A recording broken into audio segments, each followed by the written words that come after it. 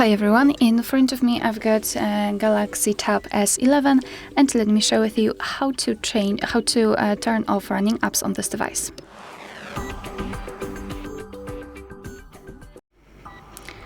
So all we have to do is to open the recents. If you've got the 3-button navigation, simply tap on the button with 3 bars icon, and if you've got the gesture, swipe your finger from the bottom to the center of your device, just like that. And here we've got the recents.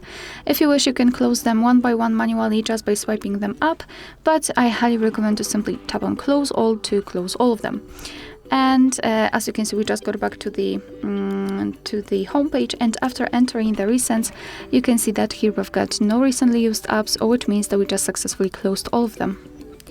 Alright, so that will be all. Thank you so much for watching. Please hit the subscribe button and leave the thumbs up.